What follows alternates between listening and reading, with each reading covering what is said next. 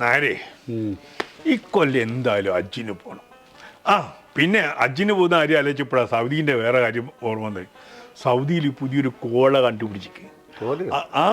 നമ്മളെ കൊക്കോക്കോളനെക്കാട്ടിയും നല്ല കോളയെന്നാ പറഞ്ഞത്. എന്താ ഇവിടെ നമ്മളെ ഫേസ്ബുക്കിലൊക്കെ നിറച്ചു ആ കോളയേ ഉള്ളൂ.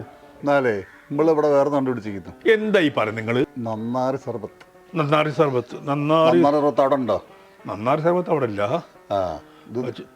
കോലേന്റെയും കാട്ട് ഗുണമുള്ള സാധന നന്നാറി സുഗന്ധദ്രവ്യത്തിൽപ്പെട്ടതാ. എന്നാലേ അതെ, നിങ്ങൾക്കറിയോ, അതായത് നമ്മളെ സൗദിയിലുള്ള ചെറിയോനില്ലേ, ഓൻ പറയുന്നത് ഇത് പെറ്റുമ്മ അത് പോറ്റുമ്മ. മനസ്സിലായോ? അവിടുത്തെ ഇത് നിങ്ങൾക്ക് എന്താ പറഞ്ഞ എൻ്റെ കോയക്ക നമ്മളെ കുട്ടികളവിടെ പോയിട്ട് വെറുതെ ഓരോട് പൈസ അങ്ങ് മേടിക്കുക. എല്ലാം മുറിയെ പണിയെടുത്തിട്ടാ പൈസ ആകുന്ന അവിടെ. അതിന് പണിയെടുക്കാതെ പൈസ കിട്ടണോ? പണിയെടുക്കാണ്ട് പൈസ കിട്ടുമോ? അത് കിട്ടൂല. നീ അതിന് വേറൊരു കാര്യം നിങ്ങൾക്കറിയോ, അവിടുത്തെ പൈസക്ക് ഭയങ്കര വിലയാ. അവിടെയൊക്കെ ജീവിച്ച് പോണെങ്കിലേ ഭയങ്കര ചെലവാ. അവിടുത്തെ ഒരു റുപ്യക്ക് ഇവിടുത്തെ എത്ര റുപ്യ കിട്ടുന്ന അറിയോക്ക്? ഓലെന്നാ പൈസക്കാരായത്? ഒരു പണ്ടേ പൈസക്കാരൻ. എവിടുന്ന്? പണ്ടേ പൈസക്കാരാന്ന്. പണ്ട് നമ്മളെ ഒരു അടച്ചെന്നിട്ടില്ലെങ്കിലേ പട്ടിണിയോല്.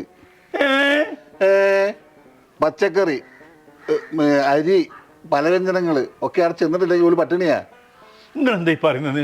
പിന്നെ ഇപ്പൊ ഈ അടുത്ത കാലത്താണ് ഓല് എണ്ണ എടുക്കാൻ തുടങ്ങിയപ്പം നമ്മളെപ്പോലത്തോളൊക്കെ എണ്ണ വാങ്ങുന്നത് അതേപോലെ രാജ്യക്കാർ വാങ്ങുന്ന പൈസ കൊണ്ടാണ് ഓല് നമ്മളൊക്കെ കൊടുക്കുന്നത്. അതായത് അവിടെ ഉണ്ടാക്കുന്ന എണ്ണ ഓല് ഇങ്ങോട്ട് കയറ്റി അയച്ചിട്ട് നമ്മൾ കൊടുക്കുന്ന പൈസയാണ് ഓല് നമ്മളെ മക്കൾക്ക് കൊടുക്കുന്നത്. വെറുതെ അല്ലേ നിങ്ങളെ ചാണകസംഖ്യ എന്ന് വിളിക്കുന്നത്? വെറുതെ നിങ്ങൾ ഓരോന്ന് പറയാ.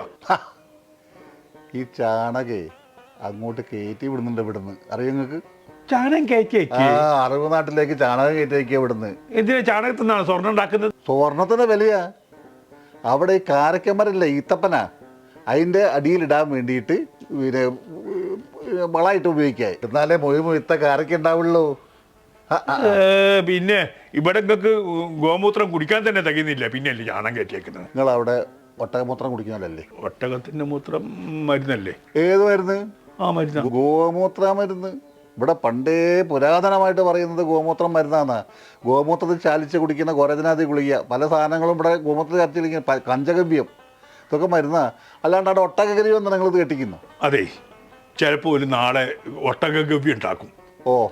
ഒട്ടകഗവ്യം ഉണ്ടാക്കും. ഞാൻ അറിയാൻ മേലാണ്ട് ചോദിക്കുക, നിങ്ങൾക്ക് നമ്മളെ രാജ്യത്തിനോട് ഒരു കൂറും അഭിമാനവും ഇല്ലേ?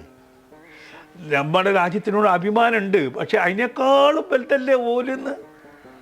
നമ്മളെ നിങ്ങൾക്കറിയോ ഇസ്ലാം കണ്ടുപിടിച്ചത് അവിടെ നിന്നല്ലേന്ന്? ഞാൻ ചോദിക്കട്ടെ, നിങ്ങൾ ഈ പള്ളിയിലെ ചന്ദനത്തിരി കത്തിക്കില്ലേ?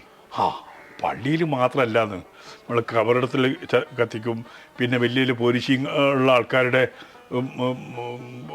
വലിയ വലിയ പള്ളിയൊക്കെ അല്ലേ, അവിടെയൊക്കെ കത്തിക്കും നമ്മൾ ഈ ചന്ദനത്തിരി. ഇതെന്തിനാ? കൊതുപോകാനോ?